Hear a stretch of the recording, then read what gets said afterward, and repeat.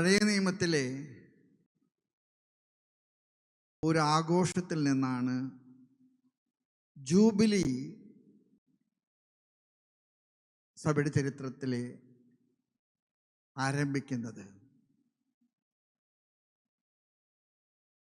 യഹൂദന്മാരെ 7 വർഷങ്ങൾ കൂടുമ്പോൾ അതിനൊരു സാബത്ത് വർഷം എന്ന് വിളിച്ചിരുന്നു. 7 സാബത്ത് വർഷങ്ങൾ കഴിയുമ്പോൾ 49 വർഷങ്ങൾ പൂർത്തിയാകുമ്പോൾ പിന്നീട് വരുന്ന വർഷത്തെയാണ് അവർ ജൂബിലി വർഷമെന്ന് വിളിച്ചത്. ജൂബിലി എന്ന വാക്ക് ഹൃദയത്തിലെ ആഹ്ലാദം തുടിക്കുമ്പോൾ മനുഷ്യൻ ദൈവത്തിന് കൊടുക്കുന്ന താളമാണ് ജൂബിലി. ജൂബേൽ എന്ന പദത്തിൻ്റെ അർത്ഥം താളം പിടിക്കുക, താളം തെറ്റാതെ പാടുക. 7 സാബത്ത് വർഷം കഴിഞ്ഞു വരുന്ന 50ാമത്തെ വർഷം ജൂബിലി വർഷമാണ്. ജൂബിലി ആഘോഷിക്കുന്നതിന് പഴയ നിയമ ജനത 3 ലക്ഷ്യങ്ങളാണ് സ്വപ്നം കണ്ടിട്ടുള്ളത്. അത് വിശുദ്ധ ഗ്രന്ഥം വായിക്കുമ്പോൾ നിങ്ങൾക്ക് വളരെ കൃത്യമായിട്ടറിയും. ജൂബിലിയുടെ 1ാമത്തെ ലക്ഷ്യം പിറകോട്ട് തിരിഞ്ഞു നോക്കുക, തമ്പുരാൻ നടത്തിയ വഴികളെ ഓർത്ത് നന്ദി പറയുക. 2, ഉള്ളിലോട്ട് തിരിഞ്ഞു നോക്കുക, വന്നുപോയ കുറവുകൾക്ക് തമ്പുരാനോട് മാപ്പ് ചോദിക്കുക, തെറ്റുകൾ തിരുത്തി 3ാമതായിട്ട് മുന്നോട്ട് നോക്കുക. നമ്മുടെ യാത്ര അവസാനിച്ചിട്ടില്ല. നമ്മുടെ യാത്ര ലക്ഷ്യത്തിലേക്ക് ഇനിയും ബഹുദൂരം മുന്നോട്ട് പോകേണ്ടതുണ്ട്. അതിനാവശ്യമായിട്ടുള്ള കൃപകൾ, വരങ്ങൾ, ദാനങ്ങൾ ചോദിക്കുക.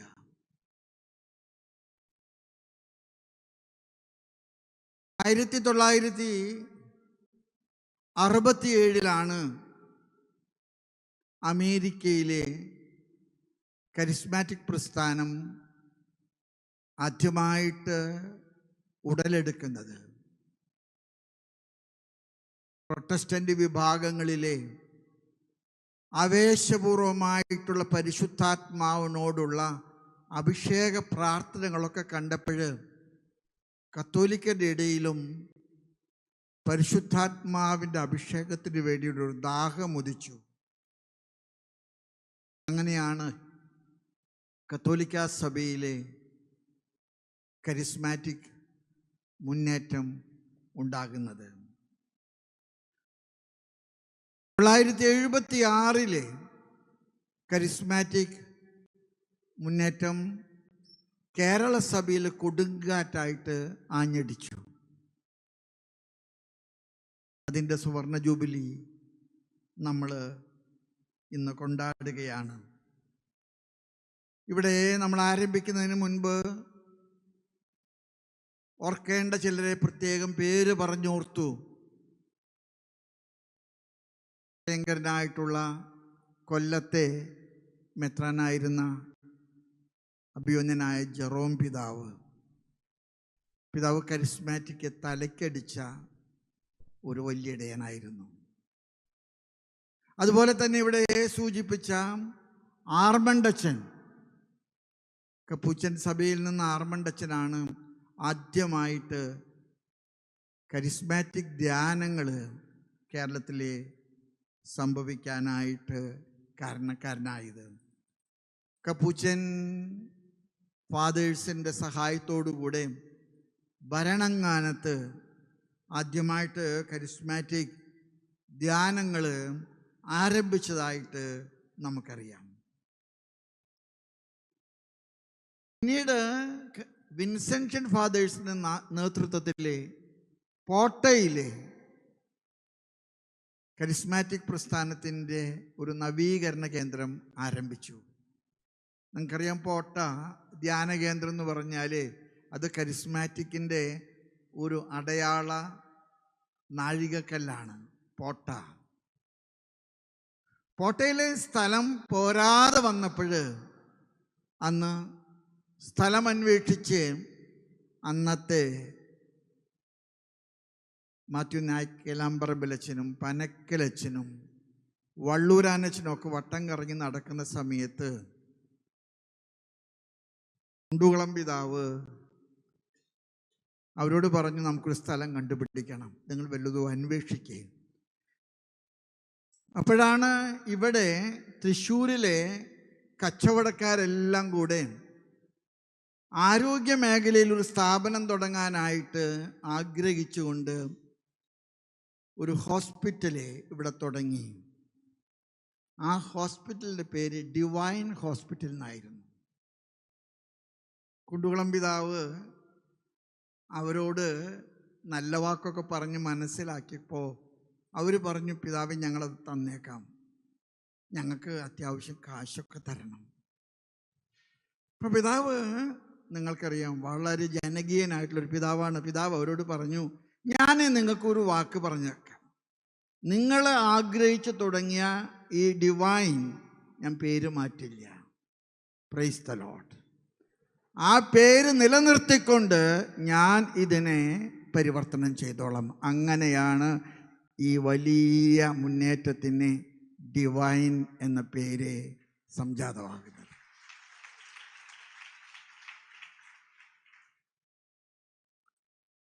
ഞാൻ കുണ്ടുകുളം പിതാവ് മരിച്ചിട്ട്, പിതാവ് ആഫ്രിക്കയിൽ വെച്ചിട്ടാണ് മരിച്ചത്. പിതാവിൻ്റെ മൃതശരീരം ഇതിലൂടെ കടന്നുപോയപ്പോൾ മാത്യു നായ്ക്കമ്പറമ്പിലച്ചനും പനക്കലച്ചനും ഇവിടെയുള്ള വിൻസെൻഷൻ അച്ഛന്മാരും ഏകദേശം 1.5 കിലോമീറ്റർ നീളത്തിലെ 2 കൈയിലും റോസാപ്പൂക്കൾ പിടിച്ചിട്ട് ജനങ്ങളെ നിരത്തിയത് ഞാൻ ഓർക്കുന്നു. കുണ്ടുകുളം പിതാവിനോടുള്ള അവരുടെ കൃതജ്ഞതയും ആദരവും പ്രകടിപ്പിക്കാനായിട്ട്.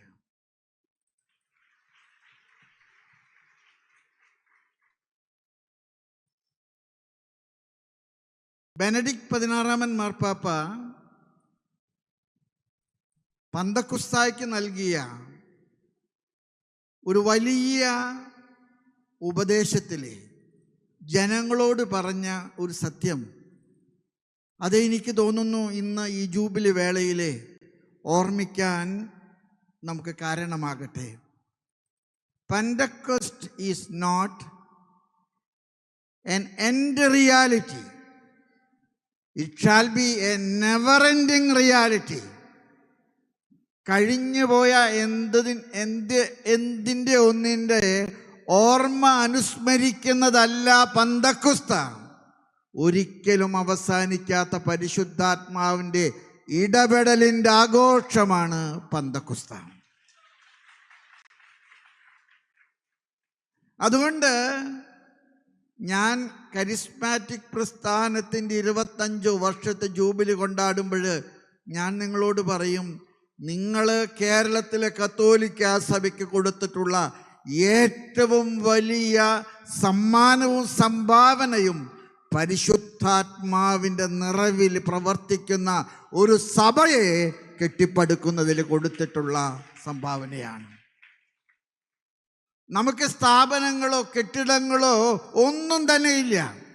പക്ഷേ നവീകരിക്കപ്പെട്ടവരിലൂടെയും കേരള സഭയിലെ മാവിൽ ചേർത്ത പുളിമാവ് പോലെ കേരള സഭയെ പുളിപ്പിക്കാനായിട്ട് ഡിവൈൻ ധ്യാന കേന്ദ്രവും കരിസ്മാറ്റിക് മുന്നേറ്റവും കാരണമായി എന്നതിൻ്റെ പേരിൽ ദൈവത്തിന് മഹത്വം ഉണ്ടാകട്ടെ.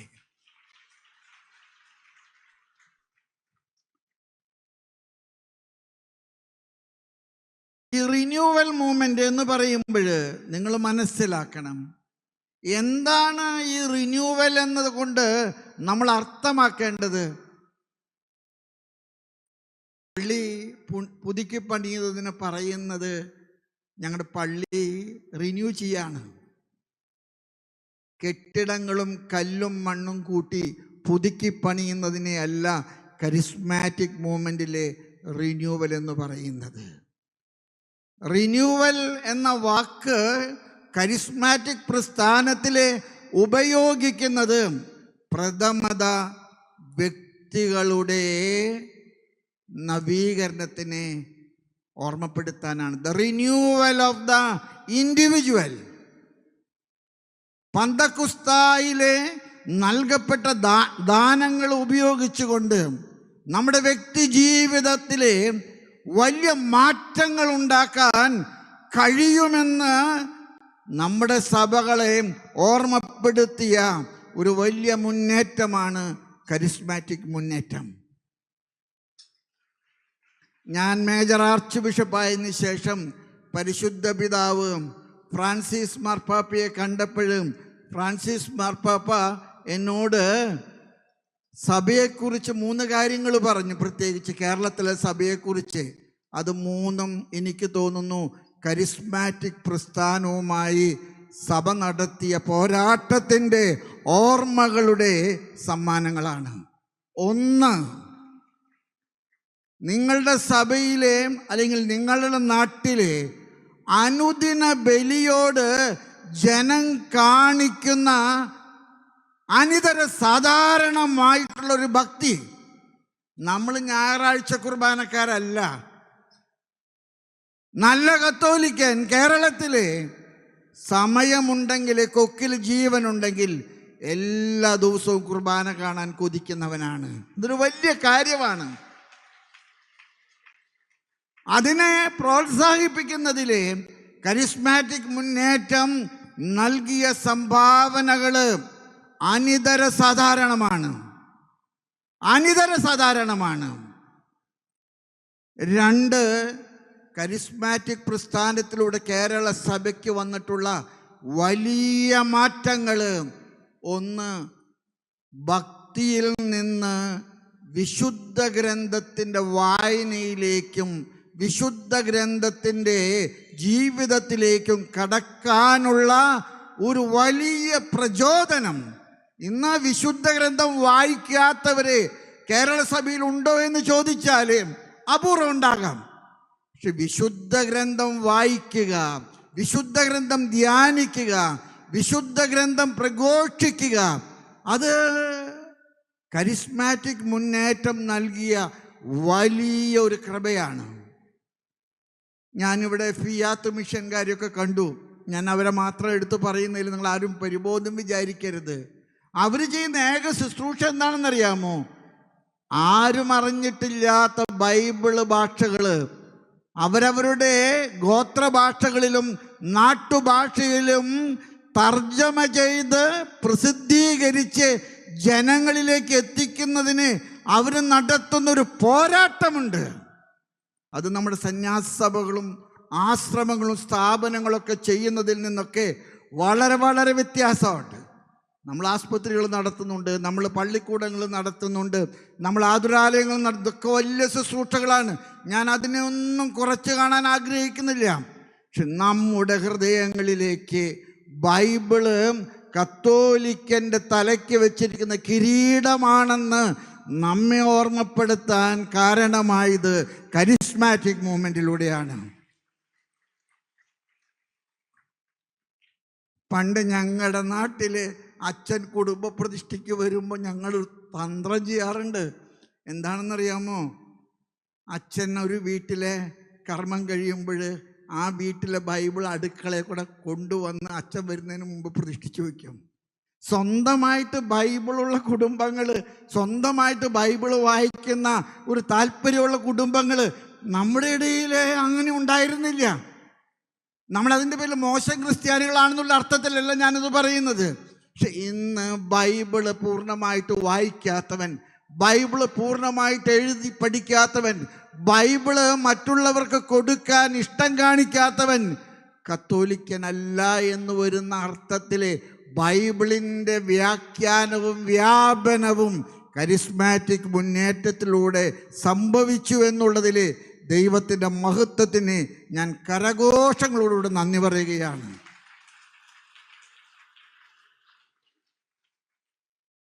കരിസ്മാറ്റിക് മുന്നേറ്റം നമുക്ക് വ്യക്തികൾക്ക് വരുത്തിയ മാറ്റം പോലെ തന്നെയാണ് കുടുംബങ്ങളിലുള്ള മാറ്റങ്ങൾ. നമ്മുടെ കുടുംബങ്ങളിൽ ധാരാളം മാറ്റങ്ങൾ ഉണ്ടായിട്ടുണ്ട് മക്കളെ. നമ്മുടെ കുടുംബങ്ങളിലെ കുറെ കൂടി ചിട്ടയായും ചിതമായും ഒക്കെ ജീവിക്കുന്ന ഒരു ശൈലി ഉണ്ടായിട്ടുണ്ട്.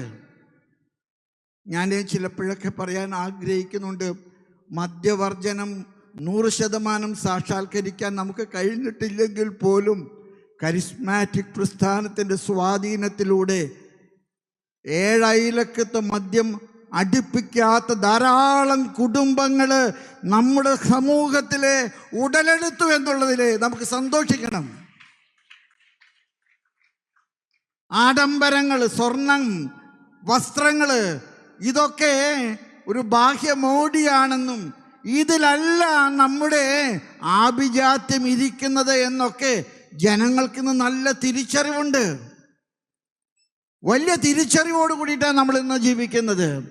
സ്വർണവും ആഘോഷങ്ങളും ആർഭാടങ്ങളും ഒക്കെ ഒരു പരിധി വരെ നിർത്തേണ്ടടുത്ത് നിർത്തണം.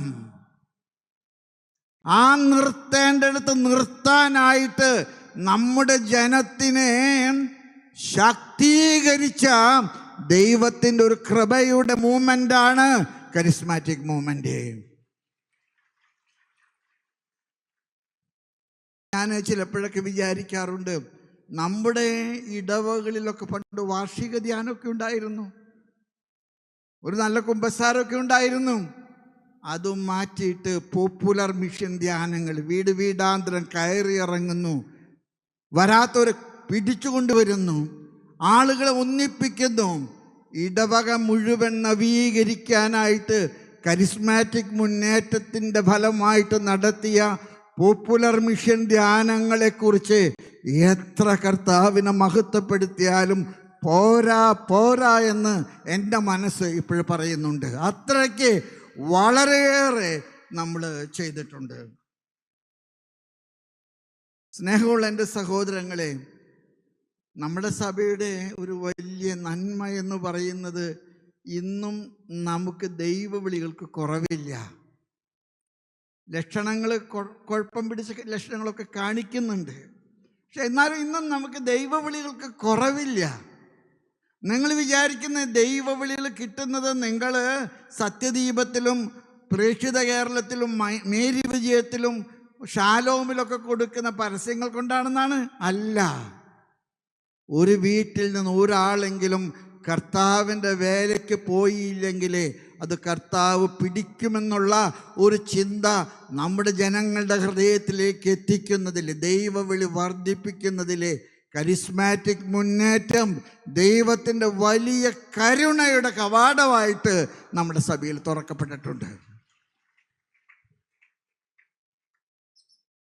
ഞാൻ അവസാനിപ്പിക്കുന്നതിന് മുമ്പൊക്കെ നിങ്ങളോട് പറയാൻ ആഗ്രഹിക്കുന്നൊരു കാര്യമുണ്ട്. ആരാധനാലയങ്ങൾ ജോൺ പോൾ രണ്ടാമൻ മാർപ്പാപ്പയുടെ ഒരു പ്രത്യേക താല്പര്യമായിരുന്നു റോമിലെ ബസിലിക്കകളിലെ ആരാധനാ കേന്ദ്രങ്ങൾ തുടങ്ങണമെന്ന്. പിന്നീട് പരിശുദ്ധ പിതാവ് അത് മറ്റുള്ള സ്ഥലങ്ങളിലേക്ക് വ്യാപിപ്പിച്ചു. ഞാൻ തൃശ്ശൂരിൽ നിന്ന് വരുന്നതുകൊണ്ടാണ് തൃശ്ശൂരത്തെ കാര്യം പറയുന്നത്. തൃശ്ശൂർ രൂപത അതിൻ്റെ ശതാബ്ദി കൊണ്ടാടിയപ്പോൾ അന്ന് രൂപതയിലേക്ക് മാർപ്പാപ്പയുടെ പ്രതിനിധിയായിട്ട് വന്ന കാർഡിനൽ ലൂർദ് സ്വാമി പരസ്യമായിട്ട് വിളിച്ചു പറഞ്ഞു, holy father would like to have a eucharistic adoration centre started in memory of the centenary celebration of this archdiocese. അന്ന് കുണ്ടുകുളം പിതാവ് നടത്തിയ ചങ്കൂറ്റം നിറഞ്ഞൊരു തീരുമാനമാണ് തൃശ്ശൂർ പുത്തൻപള്ളിയിലെ പരിശുദ്ധ കുർബാനയുടെ ഒരു ആരാധനാ കേന്ദ്രം തുടങ്ങിയത്. ഇന്ന് നിങ്ങൾക്കറിയാം, എല്ലാ ദിവസവും അവിടെ ആരാധനയുണ്ട്. ആ പള്ളിയിൽ കുമ്പസാരിക്കാനുള്ള സൗകര്യങ്ങൾ ഏർപ്പെടുത്തി കൊടുത്തിട്ടുണ്ട്. പലപ്പോഴും അച്ഛന്മാർ സൗകര്യത്തിന് പറയുന്നത്, നിങ്ങൾ ഇവിടെ കുമ്പസാരിക്കേണ്ട, പുത്തൻപള്ളിയെ പോയി കുമ്പസാരിച്ചുകൂടെ നിങ്ങൾക്ക് എന്ന് പറയുന്നുണ്ട്. ഞാൻ അതിനെ നന്ദിയോടുകൂടെ ഓർക്കുന്നു. പക്ഷേ നമുക്ക് ആരാധനാലയങ്ങൾ, പ്രാർത്ഥനാലയങ്ങൾ, കുമ്പസാരക്കൂടുകൾ ഇതൊക്കെ നൽകുന്നതിൽ കരിസ്മാറ്റിക് മുന്നേറ്റം വളരെയേറെ നമ്മളെ സഹായിച്ചിട്ടുണ്ട്. അതുപോലെ തന്നെ ധാരാളം മനുഷ്യരെ കരിസ്മാറ്റിക് ധ്യാനത്തിൽ പങ്കെടുത്തതിൻ്റെ ഫലമായിട്ട് മാനസാന്തരം വന്നിട്ട് ജീവിതത്തിലെ നന്മ പ്രവർത്തിക്കാൻ നല്ല സമറായക്കാരായിട്ട് സ്വന്തം വീട്ടിൽ തന്നെ രോഗികളെ താമസിക്കുന്നവരെ, ഒഴിഞ്ഞു കിടക്കുന്ന വീടുകൾ പാവപ്പെട്ട രോഗികൾക്ക് താമസിക്കാൻ വിട്ടുകൊടുക്കുന്നവരെ, ധാരാളം മനുഷ്യരെ രോഗികളെ ആസ്പത്രികളിലേക്കും ആതുരാലയങ്ങളിലേക്ക് കൊണ്ടുപോകുന്ന ശുശ്രൂഷകൾ കർത്താവിൻ്റെ പരിശുദ്ധാത്മാവ് സഭയിലെ സൃഷ്ടിച്ച വലിയ ഒരു കൃപയാണ്. അവരിൽ മുട്ടുപാടുണ്ടായിരുന്നവർ ആരും തന്നെ മുട്ടുപാടുള്ള മനുഷ്യരെ കണ്ടെത്തി അവർക്ക് കരം കൊടുത്ത് കരുത്ത് പകർന്ന് അവർ സന്തോഷത്തോടുകൂടി ഈ ലോക യാത്രയിലെ അനുഗമിക്കുന്നതിൽ ഇന്ന് കേരള സഭ നടത്തുന്ന ഒരു എക്സ്ട്രാ മൈല്, അത് കരിസ്മാറ്റിക് മുന്നേറ്റം സഭയുടെ മേൽ കൊടുത്ത വലിയ കൃപയുടെ വരദാനമാണെന്ന് പറയുന്നതിൽ എനിക്ക് സന്തോഷമുണ്ട്. സ്നേഹമുള്ളവരെ, ഞാൻ ദീർഘമായിട്ട് പറഞ്ഞ് നീട്ടുന്നത് ശരിയല്ലെന്ന് എനിക്കറിയാം. 3 കാര്യങ്ങളാണ് കരിസ്മാറ്റിക് സുവർണ ജൂബിലി വേളയിൽ എൻ്റെ മനസ്സിൽ നിങ്ങളോട് പറയാൻ ആഗ്രഹിക്കുന്നത്. ഒന്ന്, അത് 3 മറിയത്തിൻ്റെ 3 വലിയ നിയോഗങ്ങളാണ്. മംഗളവാർത്ത സ്വീകരിച്ച മറിയം മാലാഖയിൽ നിന്ന് മനസ്സിലാക്കിയൊരു സത്യമുണ്ട്. തൻ്റെ ഇളയമ്മയായ എലിസബത്ത് ഗർഭവതിയാണെന്ന്. പ്രായാധിക്യത്തിലെ അവൾ ഗർഭവതിയാണെന്നറിഞ്ഞപ്പോൾ മംഗളവാർത്ത സ്വീകരിച്ച മറിയം മംഗളവാർത്തയ്ക്ക് ഇതാ കർത്താവിൻ്റെ ദാസി, നിന്റെ വാക്കുപോലെ എന്നിൽ സംഭവിക്കട്ടെ എന്ന് പറഞ്ഞ ശേഷം 3 കാര്യങ്ങൾ ചെയ്തതായിട്ട് ലൂക്കാ സുവിശേഷകൻ എഴുതിയിട്ടുണ്ട്. ഒന്ന്, അവൾ തിടുക്കത്തിൽ യാത്ര പുറപ്പെട്ടു. Mary in haste. കരിസ്മാറ്റിക് മൂവ്മെൻറ്റിൻ്റെ ജൂബിലി ആഘോഷിക്കുമ്പോൾ ഞാൻ നിങ്ങളോട് പറയാൻ ആഗ്രഹിക്കുന്നു, മറിയത്തിൻ്റെ തിടുക്കം കരിസ്മാറ്റിക് മുന്നേറ്റം ഏറ്റെടുക്കേണ്ട സമയമായിട്ടുണ്ട്. നമുക്ക് തിടുക്കമുള്ളവരാകണം. വ്യക്തികളെ തൊടുവാൻ, കുടുംബങ്ങളെ സ്പർശിക്കാൻ, ഇടവകളെ നവീകരിക്കാൻ, നാടിനെ മുഴുവൻ തൊടുന്ന ഒരു തിടുക്കമുള്ള സഭ. ഞാൻ ചിലപ്പോഴൊക്കെ വിചാരിക്കാറുണ്ട്, നമ്മുടെ സഭ ഇന്നൊരു ആലസ്യം പിടിച്ചൊരു സഭയാണ്. എല്ലാം കിട്ടിക്കഴിഞ്ഞു, ഇനി ഒന്നും ചെയ്യാനില്ല, വെറുതെ ഇരിക്കുക. അല്ല, നമുക്കൊരു തിടുക്കമുണ്ടാകണം. ആവേശത്തോടുകൂടെ നമുക്ക് യാത്ര തുടങ്ങണം. ഈ കരിസ്മാറ്റിക് പ്രസ്ഥാനത്തിൻ്റെ സുവർണ ജൂബിലി അതിനെ നമ്മളെ പ്രേരിപ്പിക്കും. 2, മറിയം യാത്ര ചെയ്തത് സമതലങ്ങളിലൂടെയല്ല, മലമ്പ്രദേശങ്ങളിലൂടെയാണ്.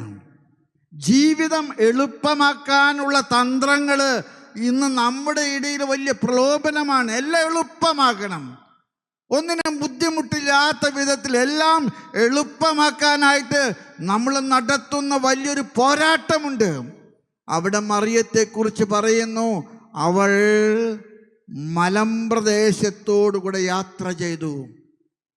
ഗാഗുൽത്തായിൽ എത്തിച്ചേരണമെങ്കിൽ കാൽവരി ചവിട്ടിക്കയറാതെ പറ്റില്ല. ജീവിതം സുഖപ്രദമാക്കാനായിട്ട് നമ്മൾ ഏർപ്പെടുന്ന എല്ലാ സംവിധാനങ്ങളും നമ്മുടെ ക്രൈസ്തവ ജീവിതത്തിൻ്റെ പരാജയത്തിൻ്റെ പ്രതീകങ്ങളാണ്. അതുകൊണ്ട് നമുക്ക് മലകൾ കയറാനായിട്ട് സാധിക്കട്ടെ. ഞാൻ ഇത്തവണ മലയാറ്റൂർ മല കയറി 70ാമത്തെ വയസ്സിൽ. എന്നോട് പലരും ചോദിച്ചു, പിതാവിന് പറ്റുമോ എന്ന്. കയറിക്കഴിഞ്ഞപ്പോഴാണ് എനിക്ക് മനസ്സിലായത്, ഒരു പ്രാവശ്യമല്ല, ഒരുപാട് പ്രാവശ്യം ഇനിയും കയറാൻ എന്നെ കൊണ്ട് പറ്റും. മലമ്പ്രദേശങ്ങൾ കയറാനുള്ള ആവേശം, ജീവിതം എളുപ്പമാക്കുമ്പോൾ, ജീവിതം സുഖപ്രദമാക്കുമ്പോൾ, ജീവിതം വളരെ സൗകര്യമുള്ളതാക്കി മാറ്റുമ്പോൾ നമ്മൾ കർത്താവിൻ്റെ വഴികളിൽ നിന്ന് വിട്ടുപോകുന്നു. കർത്താവിൻ്റെ 2 ശിഷ്യന്മാരെ ജെറൂസലേമിലെ അടിപൊട്ടാനുള്ള സാധ്യതയുണ്ടെന്നറിഞ്ഞപ്പോൾ വിട്ടുപോയി. അവർ ജെറൂസലേമിൽ നിന്ന് എമ്മാവൂസിലേക്ക്, ഭൂമിശാസ്ത്രപരമായിട്ട് പറഞ്ഞാൽ ജെറൂസലേം കിഴക്കോട്ടാണ്, എമ്മാവൂസ് പടിഞ്ഞാട്ടാണ്. ഇവർ രണ്ടുപേരും കിഴക്ക് നിന്ന്, ഉദയത്തിൽ നിന്ന് അസ്തമനത്തിലേക്ക് കർത്താവ് അവരുടെ കൂടെ കൂടിയെന്നാ പറയുന്നത്. അപ്പം അവർ പറഞ്ഞു, ഞങ്ങൾ ജെറൂസലേമിൽ നിന്ന് പോവാ, അവിടെ നല്ല അടിപൊട്ടാനുള്ള സാധ്യതകളുണ്ട്, ഞങ്ങൾ വിട്ടുപോരുന്നവരാ. കർത്താവ് അവരോട് പറഞ്ഞു, ഇപ്പം സന്ധ്യയായി, നമുക്ക് അത്താഴം കഴിക്കാം. എമ്മാവൂസിൽ സത്രത്തിൽ അവർ വന്ന് അപ്പമെടുത്ത് വാഴ്ത്തി കർത്താവ് അത് മുറിച്ചപ്പോൾ അവരുടെ കണ്ണുകൾ തുറക്കപ്പെട്ടു. അത് കർത്താവാണെന്ന് അവർ തിരിച്ചറിഞ്ഞു. പക്ഷെ കർത്താവ് അപ്രത്യക്ഷനായി.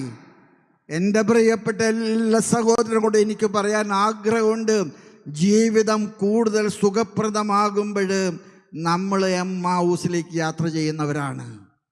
നമുക്ക് ജെറൂസലേമിലേക്ക് യാത്ര ചെയ്യണം. കർത്താവ് നഷ്ടപ്പെട്ടവർ, അത് മുറിക്കപ്പെടുമ്പോൾ, ഭാര്യമാരോട് എനിക്ക് പറയാൻ ആഗ്രഹമുണ്ട്, ഭർത്താക്കന്മാരെ എളുപ്പമല്ല, പക്ഷെ മുറിക്കപ്പെടുന്നവരാകുക. മക്കള്, ഞാൻ 10ാമത്തെ ആണെന്ന് പറയുമ്പോൾ നിങ്ങൾ പറയും അത് നടക്കുന്ന കാര്യമല്ല അച്ഛാ എന്ന്. നിങ്ങൾക്ക് ആരോഗ്യമുണ്ടെങ്കിൽ, നിങ്ങൾക്ക് സൗകര്യമുണ്ടെങ്കിൽ മക്കൾ കൂടുതൽ സ്വീകരിക്കുക. പണം കൂടുതൽ വരുന്നത് നിങ്ങൾ ആഗ്രഹിക്കുന്നത് പോലെയല്ലേ, മക്കൾ കൂടുതൽ വരട്ടെ. ആരാ നിങ്ങളോട് പറഞ്ഞത് നമ്മളൊന്ന് നമുക്കൊന്നെന്ന്? ആരും പറഞ്ഞിട്ടില്ല. നിങ്ങൾ സൗകര്യങ്ങൾ ചെയ്യുന്നു. അതുകൊണ്ട് കർത്താവ് പറഞ്ഞു, ഞാൻ നിന്നെ അനുഗ്രഹിക്കും. എന്താ നിന്നെ അനുഗ്രഹിക്കുന്ന അടയാളം? ആകാശത്തിലെ നക്ഷത്രങ്ങൾ പോലെയും ഭൂമിയിലെ മണൽത്തരി പോലെയും ഞാൻ നിനക്ക്. ഇന്ന് നമ്മുടെ സമുദായം നിങ്ങൾക്കറിയാമോ, മൈനോറിറ്റിയാണ്, ന്യൂനപക്ഷമല്ല. ന്യൂനപക്ഷത്തിൽ നിലനിൽക്കാൻ കഴിയാത്ത വിധത്തിലെ അവസാനിച്ചു കൊണ്ടിരിക്കുന്ന അതിന്യൂനപക്ഷമാണ് നമ്മൾ. കാരണം എന്താണെന്നറിയാമോ? നമ്മളൊന്ന് നമുക്കൊന്ന്. നമുക്ക് കൂടുതൽ കരിസ്മാറ്റിക് പ്രസ്ഥാനത്തിൻ്റെ ജൂബിലി വേളയിൽ ആത്മാർത്ഥമായിട്ട് ചിന്തിക്കാൻ കാരണമാകട്ടെ. ഞാൻ അവസാനിപ്പിക്കും. സുവിശേഷം പ്രസംഗിക്കാത്ത സഭ ചത്ത സഭയാണ്. മിഷനിലേക്ക് പോകണം നമ്മൾ. ഞാൻ കന്യാസ്ത്രീകളോടും അച്ഛന്മാരോടൊക്കെ പറയാറുണ്ട്, ഗവൺമെൻറ് സ്കൂൾ പിടിച്ചെടുത്താലും ഒരു കുഴപ്പമില്ല, പൊക്കോട്ടെ. അങ്ങനെയെങ്കിലും നമ്മൾ മിഷനിലേക്ക് പോകണം. ഞാൻ മിഷനിലേക്ക് പോകാത്ത സഭയ്ക്ക് നിലനിൽപ്പില്ല. ഇന്ത്യ മുഴുവനും നമ്മുടെ നാടാണ്, നമുക്ക് സ്വാതന്ത്ര്യമുള്ളൊരു നാടാണ്. ആഫ്രിക്കയിലും മറ്റ് ലാറ്റിൻ അമേരിക്കയിലൊക്കെ മിഷന് സാധ്യതയുണ്ട്. നമുക്ക് കൂടുതൽ മിഷനിലേക്ക് തുറവിയുള്ളവരാകാനായിട്ട് ഈ കരിസ്മാറ്റിക് മുന്നേറ്റത്തിൻ്റെ സുവർണ ജൂബിലി നമ്മെ പ്രചോദിപ്പിക്കട്ടെ. സ്നേഹമുള്ളവരെ, തിടുക്കമുള്ളൊരു മറിയം, മലമ്പ്രദേശങ്ങൾ കയറാൻ ചങ്കൂറ്റം കാണിച്ചൊരു മറിയം, ഗർഭിണിയായ എലിസബത്ത് സ്നാപകനെ പ്രസവിക്കുവോളം അവൾക്ക് കൂട്ടിരുന്ന മറിയം നമുക്ക് മാതൃകയാകട്ടെ. ഇന്ന് മാർ യൗസേപ്പ് പിതാവിൻ്റെ തിരുനാൾ കൊണ്ടാടുമ്പോൾ ജോലിയെടുക്കാത്തവൻ കൂലിക്കർഹനല്ലെന്നുള്ള വാക്കുകൾ നമുക്ക് ഓർമ്മിക്കാം. നമ്മൾ പ്രായമായി, റിട്ടയർഡായി, ഇനി ഒരു പണിയും വേണ്ട. ഞാൻ എന്നോട് ഒരു കുടുംബം പറഞ്ഞു, ഞങ്ങൾക്ക് 2 പേർക്ക് 2 ലക്ഷം രൂപ വെച്ച് കിട്ടുന്നുണ്ട് പിതാവ്, ഇനി ഒന്നിനും പോകണ്ട. ഈ 2 ലക്ഷം രൂപ ഗവൺമെൻറ്റിൽ നിന്ന് വാങ്ങിച്ച് സുന്ദരമായിട്ട് ടിവിയും കണ്ടിരിക്കുന്ന നമ്മൾ സ്വർഗത്തിൽ പോകുമെന്ന് കരുതുന്നത് വൃഥാവിലാണ്. മിഷനിൽ പോകാത്ത ആരും തന്നെ സ്വർഗത്തിൽ പോകില്ലെന്ന് തിരിച്ചറിയുക. മിഷനിലേക്ക് ഇറങ്ങാനായിട്ട് ധൈര്യം കാണിക്കുക.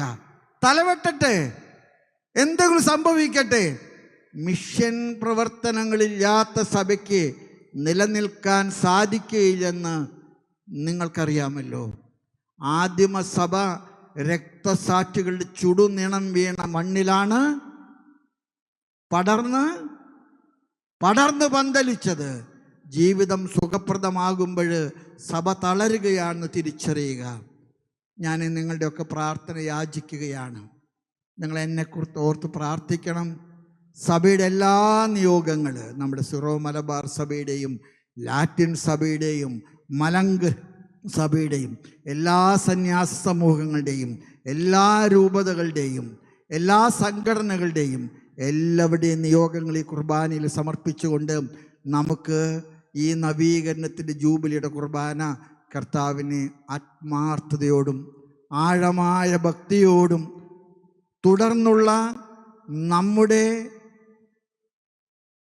പുനർസമർപ്പണം കൊണ്ടും പൂർത്തിയാക്കാൻ ഇടവരട്ടെ. ആമേൻ.